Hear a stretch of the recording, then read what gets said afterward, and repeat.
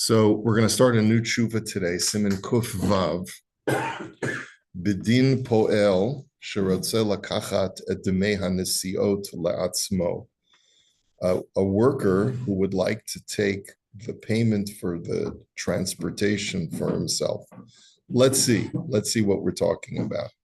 Ani oved b'misrad misudar.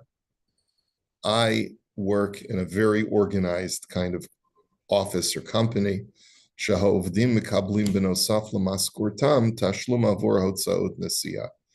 in addition to getting our base salary, we get an additional amount for transportation costs. Okay, this is pretty standard in some companies. Company will give you additional expenses for food, for transportation, whatever. Okay, upa'amim rabot kishiyesh mezeg avir na'im ani holech beregel. But a lot of days, especially when the weather is pleasant, I walk to work. Olifamim otzer li yedid o mecher v'kach ani chosech behotzaot hanesiya. And sometimes a friend or an acquaintance, I think the word is mukar, I'm not sure if I'm pronouncing it correctly, then an acquaintance or a friend will stop and give me a ride. Mm-hmm. And so therefore, over the course of the year, I may end up not using my transportation expense for more than a certain percentage of it. I'm saving a lot of money on transportation. Am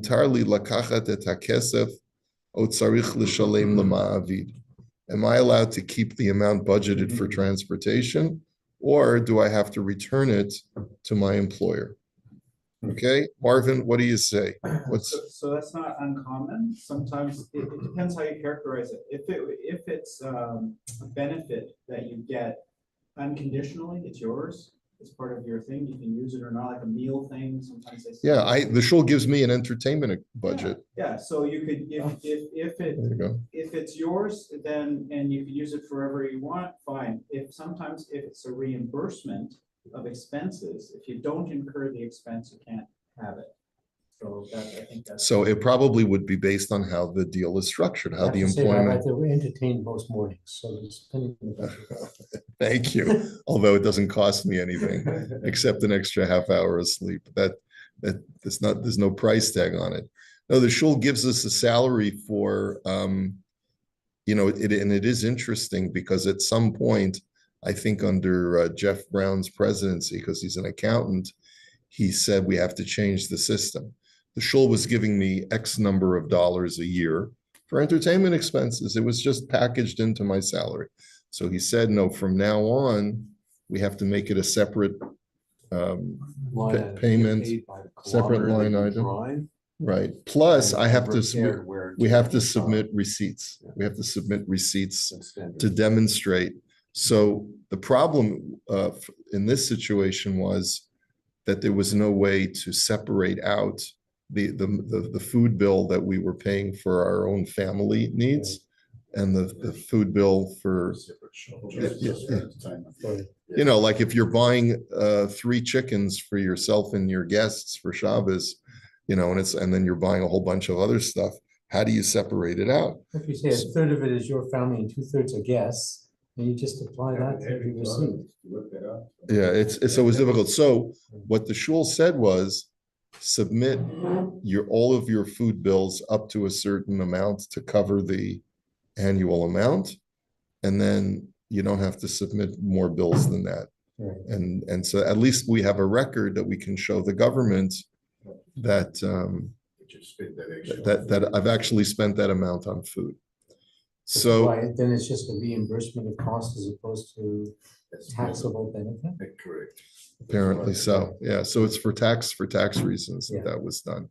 Yeah. But it is interesting. I wonder how the tax requirements would work. Like, what are the tax ramifications of this as well? Let's say, as you said, Marvin. Sorry, Ravi, don't you guys have an exemption, like a religious exemption? No. Oh, okay. There are certain types of tax that some certain reductions that are called a manse account, or clergy discount on tax. but it's not included, entertainment is not included to my knowledge. So anyway, what would be the tax ramifications if a person gets a certain amount above their base salary for transportation, whether they use it or not? Would they, is that considered income, or would they have to, and they have to pay tax on that? Or is it considered to be, I know you're not a tax lawyer, so, but it would, that, I guess that also would have, okay, anyway. Rabbi, you want to know the tax issues with that? Oh, Shmuel, yes, glad that you're Okay. here. So if it's a reimbursement for mileage that you use on your car, and there is prescribed rates, then it would be non-taxable. But if you get an allowance, let's say $300, $400 a month, straight, that would be a taxable benefit. That would be included in your income. But then you can write it off with the expenses that you incurred against that. Exactly. Well, 1 second. So 1 second. Are you saying that? Yeah. So again, I guess a person has to demonstrate that he's got those expenses, right? You have to present the receipts. You're traveling, you incurred. You have to keep the receipts. You have a log. There's a log you must keep. Yeah, Whether you can, I was just audited for this. really. And how does the CRA know whether you're making up the numbers or not? They don't really Oh, know. they have things that they can check. Calendars, if you're here, they know things. They'll watch you. Big brother. Big brother's watching. They're not stupid. They go, they look through. You can always make up a little bit. You saw it. So it's Right. You have to keep a logbook, who you went to see, when you went to see them, kilometers you drove. And then you submit Receipts for gas and everything. You have to keep your receipts for gas, Yes. eh? Okay. You can't use your statement from your visa, you have to actually show. So you have to print out the receipt at the gas station. Every time. Wow. Okay. Well, this is interesting. Okay, so there's tax ramifications, but now added to that, there's the halachic ramification. I'm a frum Jew. I want to do the right thing. My employer, perhaps in this situation, has not specified whether this is a straight, what did you call it, Shmuel? A straight benefit? Is that Or reimbursement. is a taxable benefit, or he hasn't specified whether it's a taxable benefit or whether it's a reimbursement, but he doesn't ask me to submit receipts. That's clear. He's not asking me to submit receipts. He's not asking for any proof that I've used this money for transportation. And quite often I end up not needing to take my car. So am I allowed to keep this amount? So let's look at the tshuva based on some halachic principles. Hagimara omeret b'masechet ksubot, baal shenoten liishtom zoynos kefi shehitchayev la b'ketuva. Right? If a husband gives his wife a daily or a monthly stipend for food, and that's what he's obligated. It says in the ksuva, "Va'ana afarnes yasichi lichi," I will sustain you. Umezonaichi, uchesutaichi, vesipukaichi, all of your food, all of your clothing, all of your other needs, I hereby assume responsibility for. Uchemoshe nifsak b'shulchan aruch, ochelet v'shota mima shehu ochel v'shoteh. That you have to provide your wife the same standard of living that you, the husband, are accustomed to. If you normally eat meat during the week, you have to provide the same for your wife. And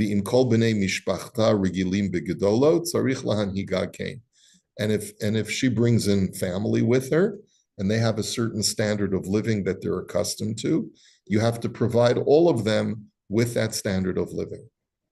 Now, that's the halacha in the Shulchan Aruch. Okay, so like I always tell the chassan, I said, if your wife comes from a wealthy family and she's used to a certain standard of living, you have to meet that standard. Right? You can't just say, well, now that we're married, we'll get by with peanut butter and jelly sandwiches. No, it's not gonna fly. She's used to, that's right. Now, v'im nishar la odef meha'ochel shenatan la, tzricha lahachzir moisar zeh lebal. The Gemara says that if the husband gives her a monthly stipend of cash and she has leftover money at the end of the month, she has to return that to the husband. A lot of times these marriages were made between people who perhaps did not have the same romantic attachment that exists in many successful marriages. And a lot of times a man would commit himself to take care of a woman and her family, like let's say kids from a previous marriage. And these things really needed to be worked out very carefully. That's why the Gemara deals with these issues, because a lot of times conflict can arise over finances, we all know. So the halacha is that if he gives her a monthly stipend that is commensurate to what she's accustomed to, and she has left over, at the end of the month, she has to give that back to her husband. Upiresh Rashi, Kagon Isha Shemizonoteha Odfim La, She'ena Ra'ava Tanit, Bihispik La Ma'at Ochel.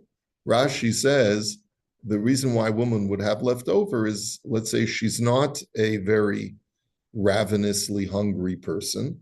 She likes to eat less, and so she has plenty of leftover. And omnam harama chidesh she'afilu im ha'isha tzimtzuma v'hotira mehamizon shekatz la'harei shel habal. The Ramah innovates this idea. It's not just if a woman naturally doesn't want to consume more, but let's say she deliberately saves money because she wants to be able to have some cash available to her for a rainy day. She has to surrender that to the husband. And it seems like he learned that from the Gemara. Remember I told you about my wife's kneppel, the kneppel, yeah. Yeah. Say it again, what is the word? Kneppel. Okay. Yeah, you didn't marry a Hungarian. Yeah. On this side of the world. Yeah. They just take what they want. We don't have to hide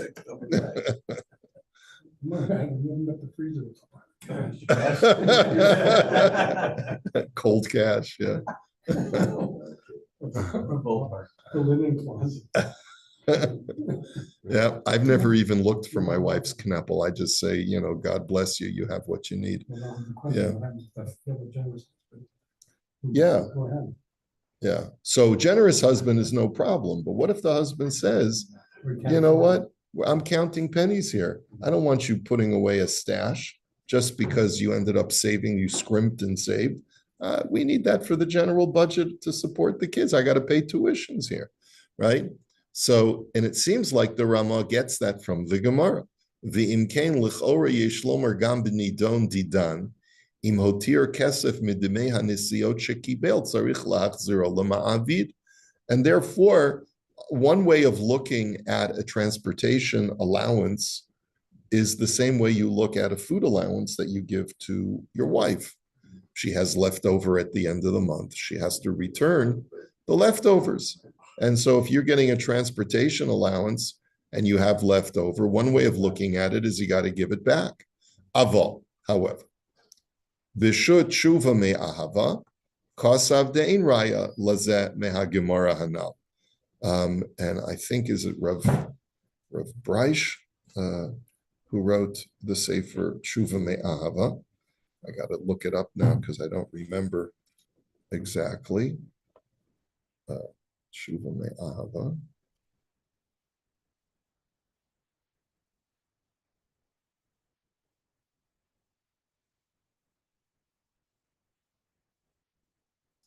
There's no Rav Elazar Fleckelis, who was born in 1754, died in 1826. He was a Talmud Muvhak of Rav Yecheskel Landau, so lived in a very special time, early, late 18th, early 19th century. Okay, He says you can't bring proof from that Gemara. Ki ha-Gemara medaberet ba'ofan she'ha'isha lo chascha. Rak b'teva shala hi lo bazbazanit v'lo achlanit kamo shepirish Rashi shehi lo ra'avatanit. He says you can't bring proof. The Ramah's inference he doesn't agree with. He says the Gemara is talking about a woman who at the end of the month has leftover cash because by her nature, she's not a hungry person. Like she nibbles on her food and is sustained by air and water. That's just, she's just very thin or whatever it is. Right? V'nimsa shemirosh paskulo yoter mimashena chutzla lachein zeh shel habal. And therefore, what was allotted to her was actually too much money because, the average woman, let's say, would need, let's say, $500 a month for her food bill. And this woman, mama, she doesn't eat. So, and when she nibbles, she'll nibble on a salad and keep the other half of it. So she only needs $300 a month for food. So, in other words, you have to now adjust the monthly bill. So for the first few months they're married, the husband is giving her too much, and that's why she has to give it back to the husband.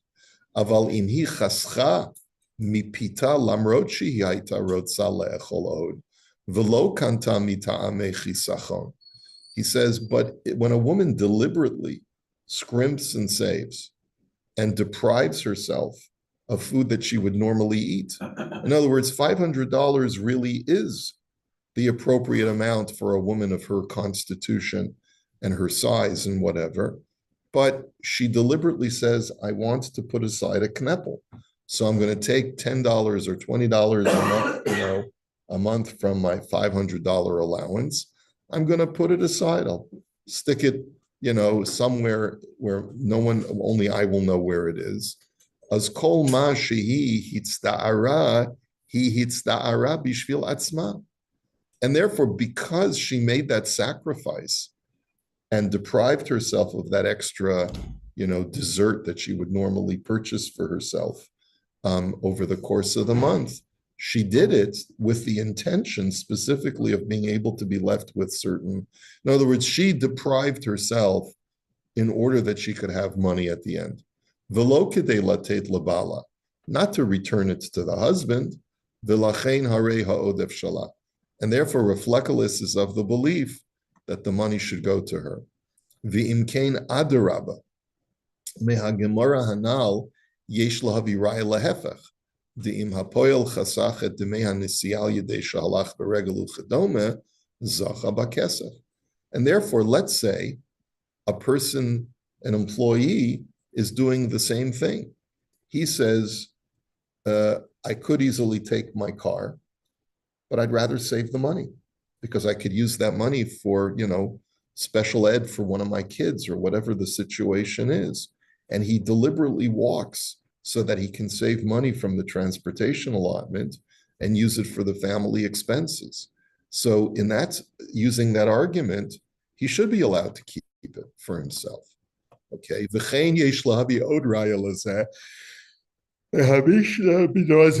We can bring another proof to this from the Mishnah in Masechet Nazir.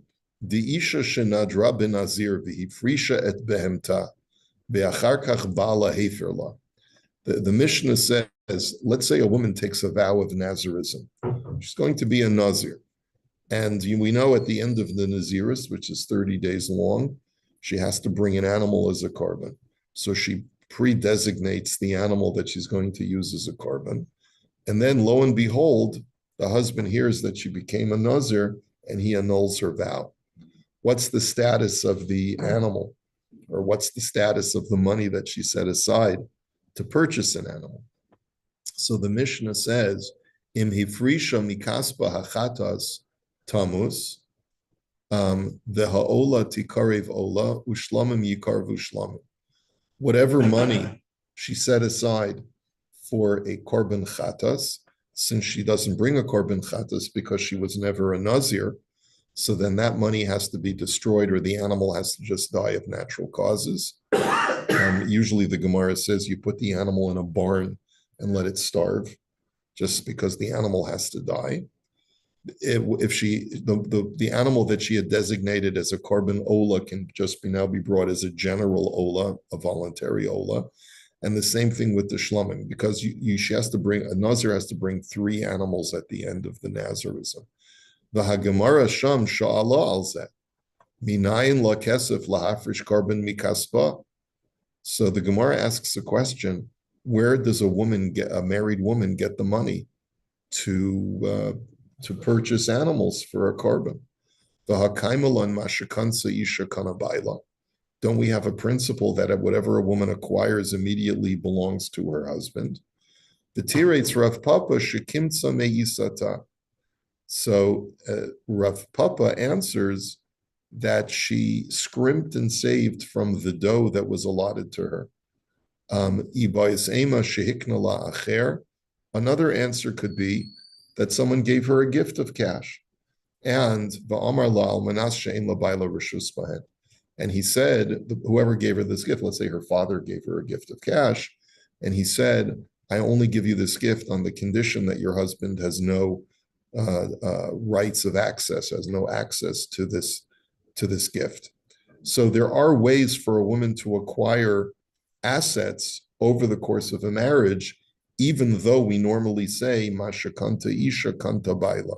Whatever a woman acquires, she has to surrender to her husband. So if a woman works, she has to surrender her income to her husband, unless, and there are ways to get out of that arrangement, but without making any kind of prearrangements, she has to surrender that to her husband. So how then could she have gotten money? So the Gemara gives 2 answers.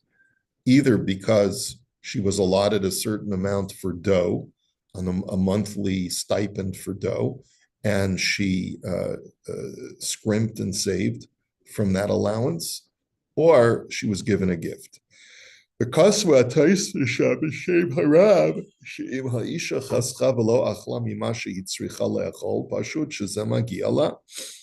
and quoting from the Ram, I'm not sure which Ram this is, it could be the Maharami Rotenberg, that if a woman scrimps and saves and doesn't eat from the food allowance that was given to her by sacrificing, in other words, withholding herself from eating, she's allowed to keep that.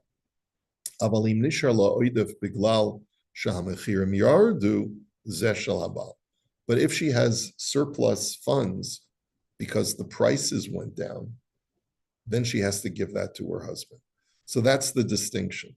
If she has plenty of food and she still has a surplus at the end of the month because she found an unbelievable sale on wheat, so then this whatever surplus she has to return to her husband. But if there's no sale on wheat and she just deprives herself, so that she's allowed to keep. V'chein pasak hanoida b'Yehuda she'ein safek b'davar she'hachaschonot shetziara et atzma v'chascha harei elu shala. The Noda b'Yehuda says the same thing, that that whenever it comes to deprivation, if a woman deprives herself of food so that she can save money from her stipend, then she's allowed to keep it. ולכן גם במקרה הזה של הפועל, שהמעביד נתן לו דמי נסיעות והוא הלך ברגל, בצער ההליכה שהוא הולך ברגל זוכה בכסף. And therefore, in this situation as well, since the employer expected his employees to drive to work, because that's a normal expectation, not to expect your employees to have to walk to work, and he offered that as one of the benefits of the job. But the employee opts to walk to deprive himself of that mode of transportation. He is allowed to keep that money. So those are 2 proofs. The first proof is from the Gemara in Ksuvis, that when a husband gives his wife a stipend, and if she and then based on Rav Fleckelis's tshuva, that if she deprives herself and saves money, she's allowed to keep the surplus. We have a similar statement made by Tosfos itself, and the Noda B'Yehuda, who say the same thing based on the Mishnah in Maseches Nazir. Okay, let me see.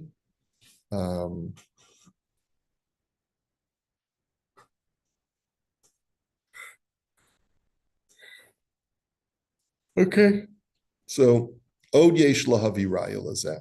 I bring you another proof, he says. Mehad ita begitin be'echad shehizik eved v'chayiv l'shalim lo sheves v'ripoi v'chule. I can bring you another proof. There's the Gemara in Gittin that says that if a person injures his slave, and the Gemara says that if you injure a slave, you have to pay them workers' comp. You have to pay them for the time that they can't work. You have to pay them, or let's say you injure someone else's slave, so you have to pay the master the time lost from the slave's ability to work. You have to pay for medical care. And the question is, how much do you have to pay? So the doctors estimate that this guy's going to need a 5-day recovery period before he's able to go back to work. Rabo ripeoto b'samim charifim b'nitrape b'shloshi yamim. Lo and behold, he goes to an expert doctor and offers him a medicinal cure that makes him feel back in tip-top condition in only 3 days. So he's able to go after 3 days back to work instead of having to take the full 5 days off. But nonetheless, according to the Gemara, the person who caused the injury still has to pay for 5 days of workers' comp. Why is that? Because the original estimate was he needs to be off 5 days from work. The fact that he was able to recover in a much faster way and get back to work does not absolve the mazik from his obligation. So, because I guess the argument is that his cure was a lot faster than was normal to be expected, but the mazik still damaged a person, injured a person for a 5-day period. Vimkein gamkan, hashaliach shenitztaer v'halach beregel lo chayev lahachzir et hakesef shahameshaleach yitchayev lo. And therefore, a person is appointed to do a certain job, which requires him to travel. And instead of using a car, he did the same job but walked. He doesn't have to return the money that was saved by walking instead of driving. It's an analogous kind of situation. So I think we'll hold it here. We'll have to continue this tshuva. Rabbi, I got a couple questions if you got a minute. Well, we don't have a minute because we have to run into Minyan now, but save them until tomorrow morning, okay? Okay. Thank you, Shlomo. Take care, everybody. Bye. Have a great day.